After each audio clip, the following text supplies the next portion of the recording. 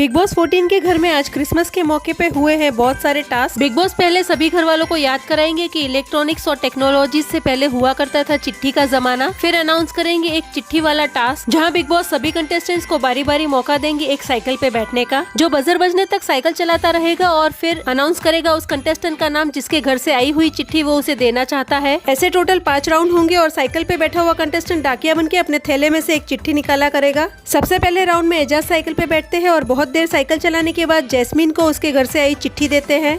दूसरे राउंड में डाकिया बनकर साइकिल पे बैठने की बारी आती है राखी सावंत की, जो बजर बजने तक साइकिल चलाती है और फिर चिट्ठी निकाल के रूबीना दिलेक को देती है। रूबीना चिट्ठी पढ़ के इतनी खुश होती है कि बाकी सभी घर वाले भी नाचने लगते हैं। फिर तीसरे राउंड में साइकिल पे बैठने की बारी आती है अर्शी खान की, जो काफी देर तक साइकिल चलाने के बाद चिट्ठी निकाल के देती है एजाज खान को।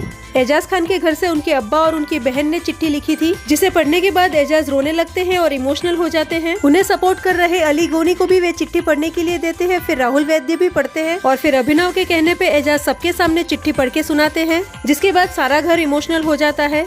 फिर साइकिल चला के डाकिया बनने की बारी आती है जैस्मीन भसीन की, जो बजर बजने पे अपने थैले में से अभिनव शुक्ला को चिट्ठी देती है। जैस्मीन के साइकिल चलाने के वक्त बीच में अली गोनी आके अपना गिफ्ट लेके जाते हैं। फिर अभिनव भी अपने घर से आई चिट्ठी को सबके बीच में पढ़ के सुनाते हैं। अभिनव के घर से 2 चिट्ठियां आती है, एक अभिनव खुद के लिए और एक रूबीना के लिए भी।